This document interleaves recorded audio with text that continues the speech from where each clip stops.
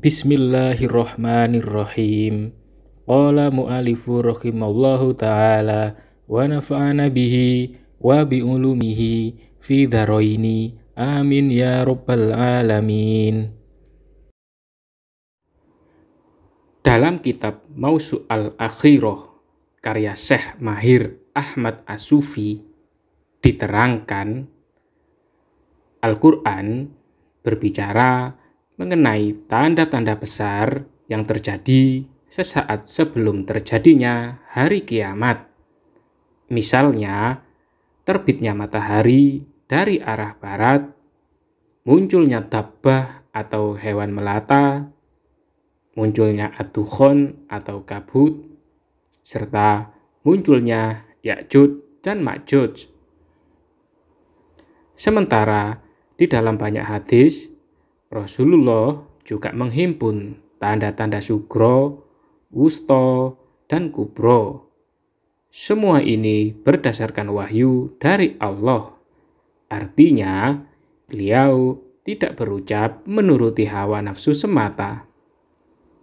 Beliau hanya berucap dan berkata sesuai dengan yang telah diwahyukan dan diberitahukan Allah melalui malaikat Jibril kepada beliau. Tanda-tanda kiamat dibagi menjadi 3 bagian. Yang pertama adalah tanda-tanda kiamat sugro. Yang kedua, tanda-tanda kiamat wusto. Dan yang ketiga, tanda-tanda kiamat kubro. Sahabat, dalam kesempatan kali ini, kita akan menjelaskan tentang tanda-tanda kiamat sugro. Kata sugro tidak diartikan secara harfiah yang berarti kecil, namun dinamakan dengan sugro karena amat jauhnya ia dari masa kita. Selain itu, karena pada waktu yang sama, ia merupakan permulaan tanda-tanda akan terjadinya kiamat. Dinamakan dengan sugro juga karena antara tanda-tanda tersebut serta tanda-tanda kiamat kubro terdapat rentang waktu yang amat panjang. Berikut adalah 21 tanda-tanda kiamat sugro yang harus kita ketahui agar menjadi petunjuk. Nomor 1, diutusnya Rasulullah. Allah menjadikan beliau sebagai penutup para nabi dan rasul, menjadikan risalah Islam sebagai penutup risalah yang datang dari langit, sehingga tiada lagi nabi sesudah Nabi Muhammad dan tiada lagi risalah setelah risalah Islam. Islam ialah agama yang paling utama dan paling baik bagi umat manusia sampai hari kiamat. Sebagaimana firman Allah, dan telah dekatlah kedatangan janji yang benar, yaitu hari berbangkit. Maka tiba-tiba terbelalaklah mata orang-orang yang kafir. Mereka berkata, aduhai, celakalah kami. Sesungguhnya kami adalah dalam kelalaian tentang ini. Bahkan kami adalah orang-orang yang zalim. Quran Surat Al-Anbiya ayat 97.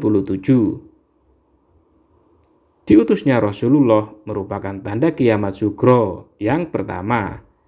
Tiada lagi nabi dan tiada pula risalah sesudah Nabi Muhammad. Sebagaimana hadis yang diriwayatkan oleh Imam Tirmizi, aku diutus pada awal tanda kiamat. Nomor 2, terbelahnya bulan. Kejadian terbelahnya bulan merupakan mukjizat nyata yang disaksikan banyak orang pada masa Rasulullah. Sahabat Anas berkata, penduduk Mekah pernah meminta Rasulullah untuk memperlihatkan kepada mereka suatu tanda kenabian. Maka beliau pun memperlihatkan kepada mereka terbelahnya bulan sebanyak 2 kali. Hadis riwayat Muslim. Terbelahnya bulan ini dikategorikan sebagai mukjizat nyata yang dijadikan Allah sebagai pertanda dekatnya hari kiamat. Sebagaimana Allah berfirman, "Telah dekat datangnya kiamat saat itu, dan telah terbelah bulan." Dan jika mereka, orang-orang musyrikin, melihat suatu tanda mukjizat, mereka berpaling dan berkata, "Ini adalah sihir yang terus-menerus." Quran Surat Al-Qamar ayat 1 dan 2. Nomor 3, wafatnya Rasulullah. Rasulullah telah mengkategorikan kematian beliau sebagai salah satu tanda hari kiamat. Rasulullah pernah bersabda kepada Auf bin Malik, "Hitunglah 6 hal di ambang kiamat: kewafatanku, kemudian penaklukan Baitul Maqdis, mewabahnya penyakit mematikan yang biasanya menimpa hewan ternak seperti kambing, kemudian melimpah ruahnya harta sampai ketika seseorang diberi 100 dinar, ia masih tidak suka. Kemudian fitnah yang memasuki setiap rumah orang Arab. Kemudian gencatan senjata antara kalian dan Bani Asfar. Akan tetapi mereka berkhianat, lalu mendatangi kalian dengan 80 panji. Di setiap panji terdapat 12.000 prajurit." Hadis riwayat Muslim dalam kitab Shahihnya. Nomor 4, penaklukan Baitul Maqdis. Penaklukan Baitul Maqdis terjadi pada masa pemerintahan Umar bin Khattab. Kabar tentang penaklukan Baitul Maqdis merupakan kabar gaib yang telah diberitahukan Allah kepada Rasul-Nya, serta merupakan bukti kebenaran semua tanda-tanda kiamat sugro, wusto, dan kubro yang telah beliau beritahukan kepada kita. Baitul Maqdis telah ditaklukkan pada tahun ke-16 Hijriyah. Khalifah Umar bin Khattab sendiri yang menerima kunci-kuncinya. Ia telah membersihkannya dari kaum Yahudi dan Nasrani, serta membangun sebuah masjid di kiblat Baitul Maqdis. Baitul Maqdis kembali ditaklukkan untuk kedua kalinya melalui tangan Salahuddin Al-Ayyubi yang sebelumnya dikuasai kaum Nasrani Eropa. Ia pasti akan kembali ditaklukkan untuk ketiga kalinya melalui tangan pemimpin kaum mukminin, di mana bebatuan serta pepohonan turut berbicara untuk membantu kaum muslimin. Hal itu akan terjadi pada waktunya dengan izin Allah.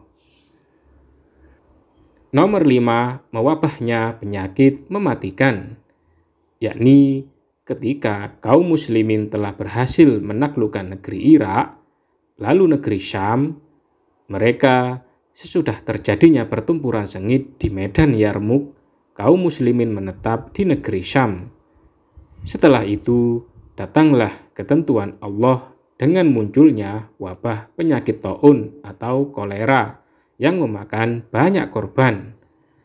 Pada hari itu, lebih dari 25.000 jiwa kaum muslimin tewas karena penyakit mematikan ini.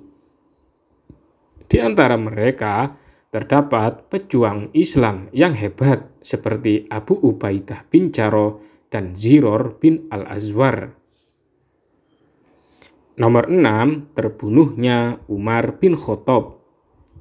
Diriwayatkan dalam Sahih Bukhari bahwa Umar pernah bertanya kepada Huzaifah mengenai fitnah yang datang bergelombang laksana gelombang samudra. Maka Huzaifah menjawab, "Wahai Amirul Mukminin, Anda tidak perlu khawatir, sebab terdapat pintu yang tertutup rapat antara diri Anda dan fitnah tersebut." Umar bertanya, "Apakah pintu itu akan dibuka atau didobrak?" Huzaifah menjawab, "Tidak dibuka, tapi pintu tersebut akan didobrak." Umar berkata, "Kalau begitu, sebaiknya pintu itu tidak ditutup selamanya." Dan yang dimaksud dengan pintu tersebut ialah diri Umar sendiri. Makna hadis ini ialah Umar mengetahui bahwa di antara tanda-tanda kiamat ialah merebaknya fitnah bak potongan malam yang gelap gulita. Karena itu, sahabat yang mulia ini bertanya kepada Hudzaifah bin Yaman karena kedekatannya dengan Rasulullah serta banyaknya hadis beliau yang ia hafal, agar sudi kiranya menjelaskan mengenai fitnah ini kepadanya. Maka Hudzaifah menjawab, "Jangan khawatir wahai Umar, sebab fitnah-fitnah tersebut hanya akan terjadi sesudah kau wafat atau terbunuh."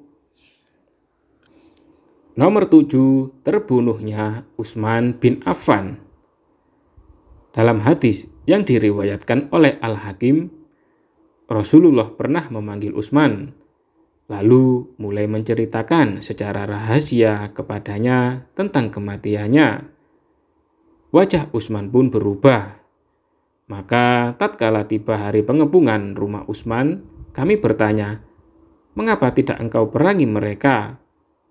Utsman menjawab, "Tidak, sesungguhnya Rasulullah telah menjanjikan suatu perkara kepadaku dan aku bersabar menerimanya." Abu Hurairah meriwayatkan, ia berkata saat Utsman sedang dikepung, "Aku telah mendengar Rasulullah bersabda, akan terjadi fitnah serta perselisihan." Maka kami pun bertanya, "Lalu apa yang engkau perintahkan kepada kami, wahai Rasulullah?" Beliau menjawab, "Hendaknya kalian bersama Amir dan sahabat-sahabatnya." Beliau menunjuk ke arah Utsman. Nomor 8, tragedi Perang Jamal, yaitu suatu pertempuran yang berkobar antara Ali bin Abi Thalib dan Zubair bin Awam yang di-backup oleh Aisyah. Tolha dan Ali meriwayatkan bahwa Rasulullah bersabda kepada Zubair, "Apakah engkau mencintai Ali? Padahal sungguh kau akan keluar untuk memeranginya dan kau berlaku zalim kepadanya." Hadis riwayat Hakim. Perang Jamal sudah dikenal dalam lembaran sejarah Islam. Ia merupakan salah satu fitnah besar yang telah dikabarkan Rasulullah dan termasuk salah satu tanda-tanda kiamat. Pada peristiwa Perang Jamal antara Ali bin Abi Thalib dan Zubair bin Awam serta Aisyah, telah berjatuhan korban jiwa yang sangat banyak. Nomor 9, tragedi Perang Siffin. Perang Siffin bergejolak antara Muawiyah bin Abi Sufyan dan Ali bin Abi Thalib. Penyebab utamanya ialah perselisihan seputar masalah khilafah atau kepemimpinan. Sebelumnya, Muawiyah merupakan gubernur wilayah Syam pada masa pemerintahan Utsman bin Affan. Namun, ketika Ali bin Abi Thalib memangku jabatan sebagai khalifah, ia memecatnya dari jabatan tersebut, sehingga Muawiyah merasa sakit hati dengan tindakan Ali tersebut. Muawiyah telah lama berkuasa di negeri Syam, hingga ia memiliki bala tentara yang kuat dan sokongan yang begitu solid. Maka ia pun tidak mau melaksanakan titah dari Ali dan menolak tunduk terhadap pemerintahan Ali atas pemecatan dirinya. Sampai akhirnya terjadilah perdebatan dan tahkim atau putusan hukum serta apa yang ada di dalamnya dari Muawiyah dan Amr bin As. Peperangan keduanya meletus di suatu tempat yang bernama Siffin. Jumlah tentara Muawiyah bin Abi Sufyan saat itu adalah 135.000 prajurit. Sementara jumlah tentara dari pihak Ali bin Abi Thalib pun juga sekitar itu. Hingga akhirnya peperangan tersebut menelan korban yang amat banyak dari kalangan kaum muslimin. Ada yang mengatakan 30.000 orang dan ada pula yang mengatakan mencapai 70.000 orang. Rasulullah juga pernah mengabarkan mengenai kondisi salah seorang sahabatnya yang mulia, yakni Ammar bin Yasir dalam perang tersebut. Beliau bersabda, Ammar akan terbunuh oleh sekelompok orang pemberontak. Hadis riwayat Muslim. Saat itu ia berada di pihak pasukan Ali bin Abi Thalib. Nomor 10. Fitnah kaum Khawarij dan Perang Nahrawan. Pasca terjadinya tragedi Perang Siffin, kemudian muncullah firqah atau kelompok dari kaum muslimin yang menyatakan keluar dari ketaatan kepada Khalifah Ali bin Abi Thalib.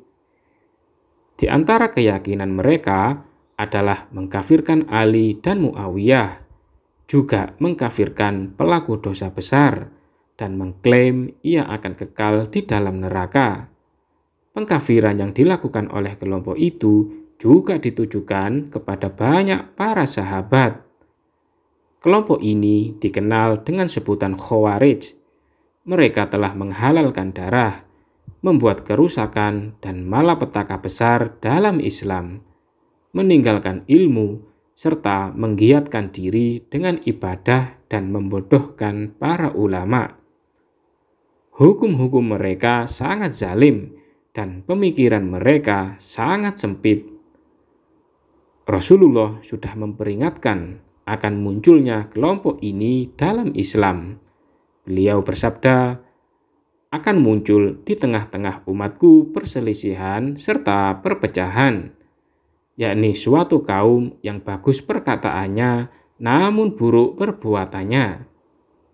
Mereka membaca Al-Quran, akan tetapi ayat-ayat tersebut tidak sampai melewati kerongkongan mereka. Mereka keluar dari agama bagaikan anak panah keluar dari busurnya. Mereka tidak akan kembali sampai anak panah kembali ke dalam busurnya. Mereka ialah seburuk-buruk makhluk dan ciptaan. Beruntunglah orang-orang yang memerangi dan diperangi oleh mereka. Mereka mengajak kepada kitab Allah, tapi mereka tidak termasuk di dalamnya sedikit pun. Orang yang memerangi mereka lebih mulia di sisi Allah dibanding mereka. Tanda mereka ialah mencukur kepala. Hadis riwayat Abu Dawud, Ibnu Majah, dan Imam Ahmad. Orang-orang Khawarij itu telah membuat fitnah besar yang dapat dikategorikan fitnah paling dahsyat yang telah dikabarkan oleh Rasulullah. Sebenarnya mereka ialah bagian dari pasukan Ali bin Abi Thalib. Namun mereka keluar dari pasukan Ali ketika terjadi permasalahan tahkim antara beliau dan Muawiyah. Mereka merasa tidak puas dengan putusan tahkim Amr bin As dan Abu Musa al-Asy'ari, dan tidak pula menyokong Ali dalam menerima putusan. Maka keluarlah mereka dari barisan Ali, lalu membuat kerusakan di atas permukaan bumi, yang akhirnya memaksa beliau untuk memerangi mereka.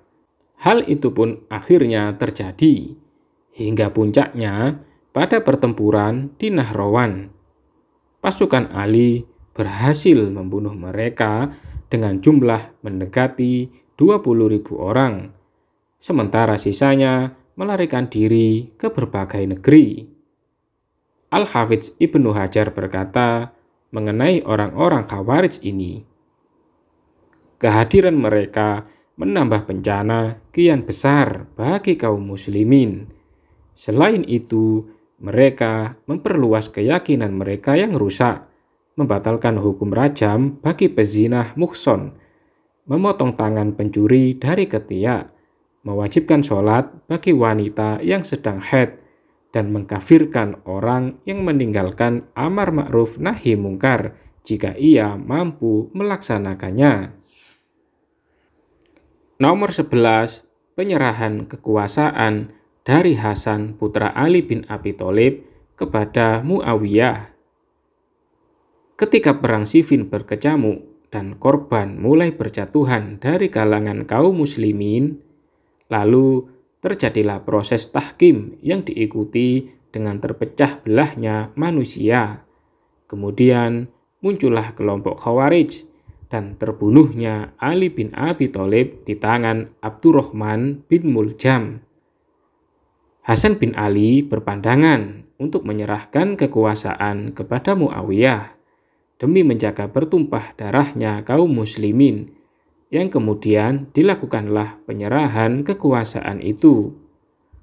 Rasulullah sebenarnya juga sudah memberitahu akan terjadinya hal ini kepada para sahabat yang ketika itu menjadi saksi perjanjian penyerahan kekuasaan dari Hasan kepada Muawiyah. Mereka berkata, "Kami telah mendengar Rasulullah bersabda, sesungguhnya anakku ini ialah Sayyid, dan semoga Allah akan mendamaikan melalui dirinya dua golongan besar dari kaum muslimin yang bertikai." Hadis riwayat Ahmad bin Hambal dalam kitab Musnadnya. Ini merupakan salah satu mukjizat Rasulullah yang mengabarkan sesuatu yang gaib, sebagaimana beliau telah mengabarkan tentang terjadinya pertempuran sengit. Beliau juga telah mengabarkan mengenai seseorang yang akan mendamaikan dua kelompok ini, yakni Hasan bin Ali. Nomor 12, fitnah bangsa Tatar dan serangan Turki. Rasulullah mengabarkan bahwa ada beberapa kaum dari Turki atau bangsa Tatar yang bersandal bulu, bermata sipit, berwajah merah, serta berhidung kecil akan memerangi kaum muslimin. Beliau bersabda, "Kiamat tidak akan terjadi sampai kalian memerangi suatu kaum yang bersandal bulu, dan sampai kalian memerangi bangsa Turki yang bermata sipit, berwajah merah, dan berhidung kecil, seakan-akan wajah mereka bagaikan tameng yang ditempa palu." Hadis riwayat Imam 6 kecuali Imam An-Nasai. Semua sifat-sifat ini cocok dengan apa yang ada pada bangsa Tatar, yang mana aslinya mereka berasal dari Turki. Sebab dua nama tersebut, Tatar dan Turki, berasal dari belakang negeri India dan Sind atau Pakistan, dan dari sebuah negeri di belakang sungai atau Sungai Jayhun yang ada di perbatasan Afghanistan dan Tajikistan. Tatar dan Turki merupakan sebuah kaum yang paling dekat dengan kepuasan kepada umat manusia. Bahasa yang mereka pahami hanyalah pembunuhan, perampokan, penjarahan, dan pengerusakan dimanapun mereka berada. Mereka dipimpin oleh seorang panglima yang di dalam hatinya tidak ada rasa belas kasihan sama sekali. Mereka melakukan pembunuhan di mana-mana, hingga sampailah mereka di kota Baghdad, lalu menodai kehormatannya dalam beberapa hari, lalu membunuh khalifah beserta keluarganya. Dalam riwayat lain, mereka melakukan pembunuhan di Baghdad dengan jumlah korban mencapai 1 juta muslim disebabkan oleh kelalaian sang khalifah, keberpalingannya kepada senda gurau, serta pengumpulan perhiasan dan harta. Maka dengan bebaslah orang-orang Tatar Turki itu melakukan kerusakan di muka bumi dimanapun mereka tinggal. Sampai akhirnya Allah mengirim seorang panglima muslim bernama Kotos yang saat itu menjabat sebagai penguasa di wilayah Mesir dan dibantu Zahir Beybrus. Mereka berhasil mengalahkan pasukan Tatar, melumpuhkan kekuasaan, dan melemahkan kekuatan mereka sesudah kekalahan yang mereka alami pada pertempuran Ain Jalut. Selanjutnya, Tatar dan Turki berusaha keras memerangi negeri-negeri muslim lebih dari sekali. Kemenangan dan kekalahan silih berganti di antara kedua belah pihak, sampai akhirnya mereka masuk Islam dengan keislaman yang baik. Namun, mereka membuat kerusakan besar di dalam istana-istana kekhalifahan Bani Abbas, hingga pada banyak kesempatan mereka menjadi para hakim yang berperan aktif pada kekhalifahan Bani Abbas. sampai akhirnya pada masa berikutnya mereka membunuh Al-Mutawakkil bin Al-Mu'tasim beserta anak-anaknya satu demi satu. Nomor 13, munculnya orang-orang yang mengaku nabi. Munculnya orang yang mengaku nabi merupakan salah satu tanda-tanda kiamat. Ia merupakan sebuah tanda yang akan terus berlangsung dan tidak berhenti pada suatu zaman tertentu. Bahkan, ia tidak akan hilang sampai waktu kiamat telah dekat. Di antara orang yang mengaku nabi adalah Mahmud Muhammad Toha dari Sudan. Orang tersebut telah menyesatkan banyak orang dan dieksekusi pada tahun 1985. Rasulullah bersabda, tidak akan terjadi hari kiamat sampai muncul para dajjal sang pendusta yang jumlahnya hampir mencapai 30-an.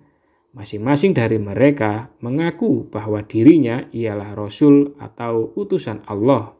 Hadis riwayat Muslim. Di antara mereka ada yang mengaku Al-Mahdi dan ada pula yang mengaku sahabat seperti Muammar yang terkenal dengan Ratan di India. Nomor 14, penaklukan Madain, ibu kota Persia. Adi bin Hatim meriwayatkan bahwa Rasulullah bersabda, sungguh tidak akan terjadi hari kiamat sampai ditaklukkannya istana putih yang ada di Madain.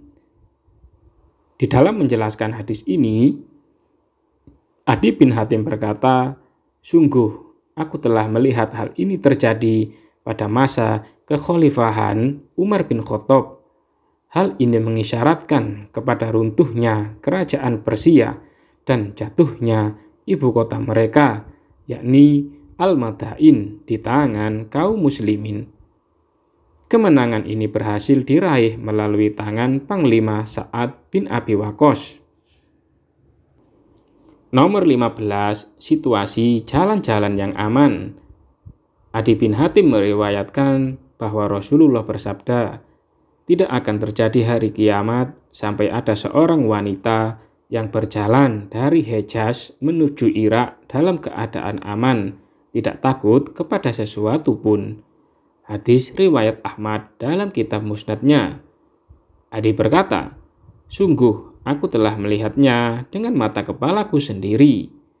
Sejarah mencatat adanya keamanan di jalan-jalan ini berkat keutamaan Islam dan ajaran-ajarannya. Setelah sebelumnya manusia merasa tidak aman melakukan perjalanan melalui jalan-jalan ini, kecuali jika rombongan itu disertai para penjaga dan pengawal. Namun, ketika Islam telah menancap kuat dalam jiwa-jiwa manusia, mereka menjauhi perbuatan keji ini. Nomor 16, harta yang melimpah ruah.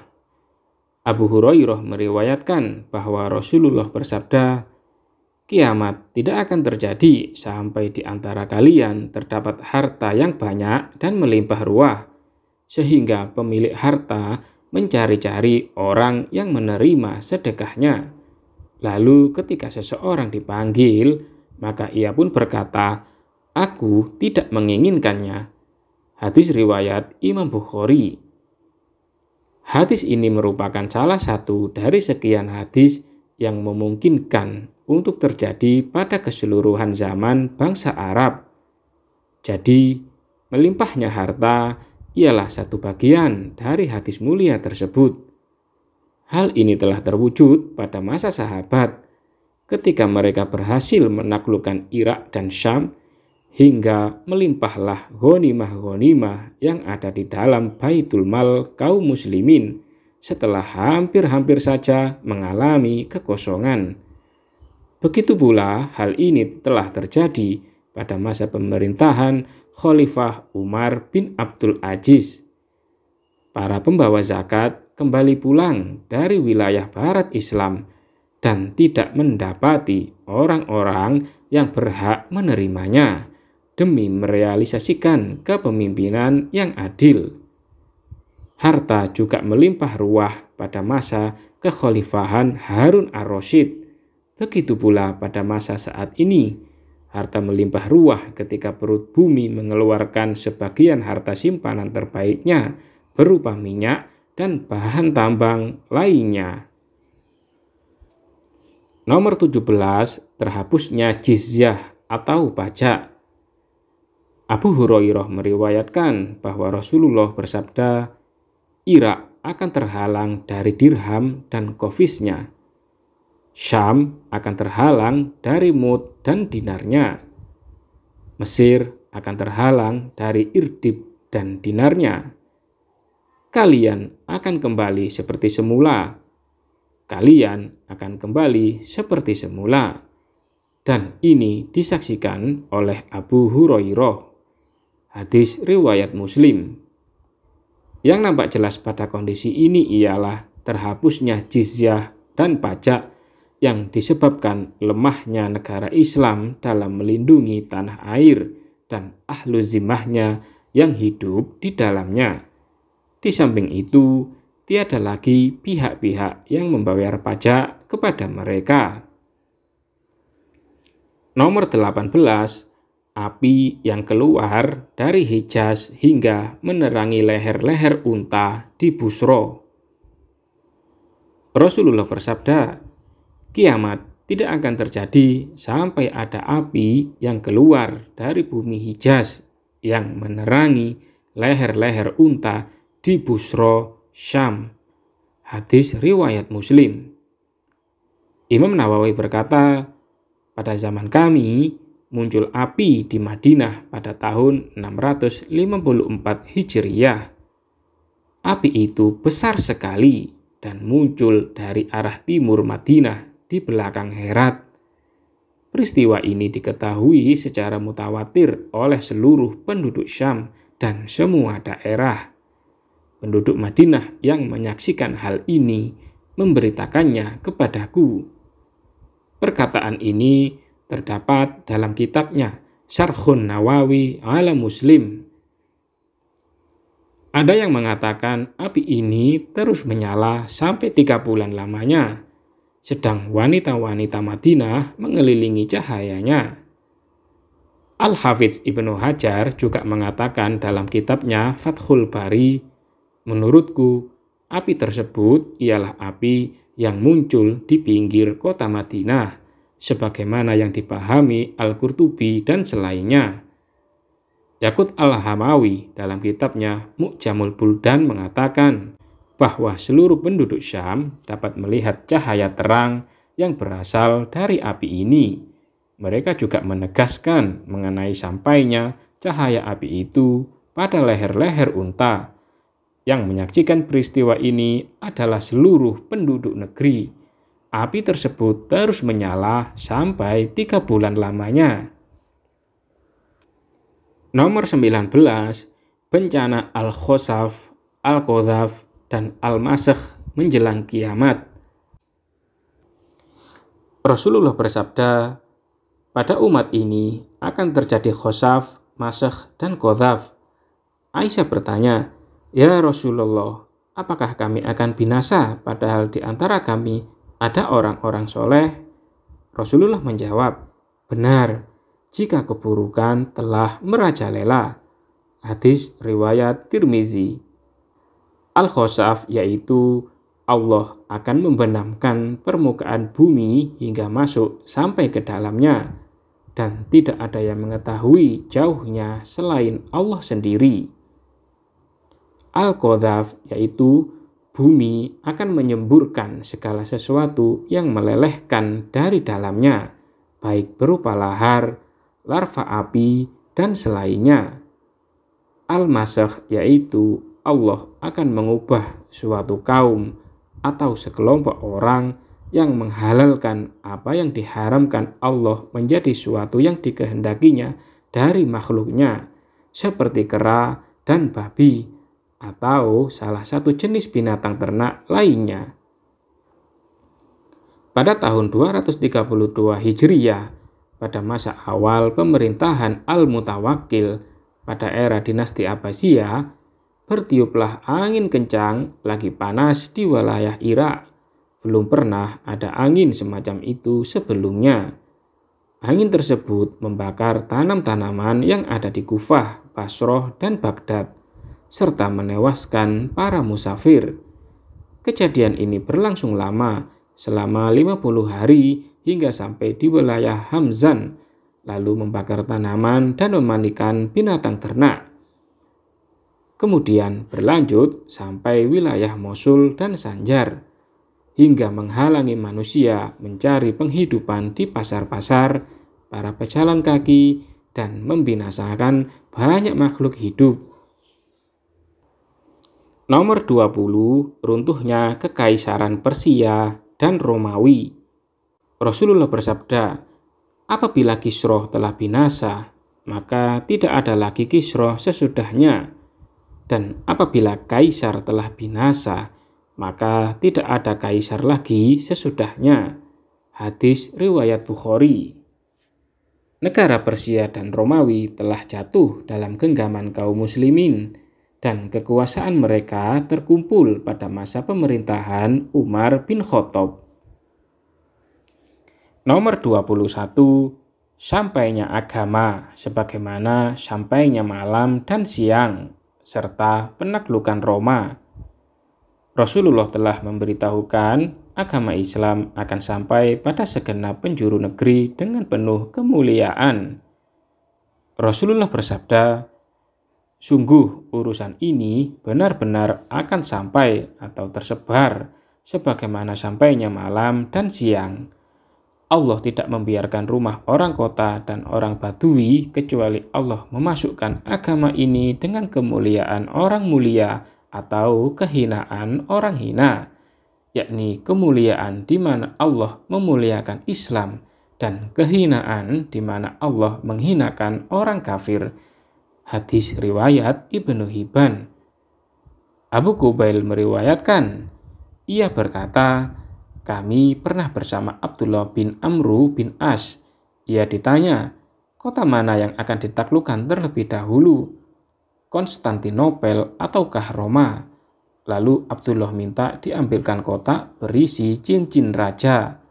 Dari dalamnya beliau mengeluarkan sebuah kitab dan berkata, pada saat kami menulis di sekeliling Rasulullah, tiba-tiba Rasulullah ditanya, kota mana yang akan ditaklukkan terlebih dahulu, Konstantinopel atau Roma?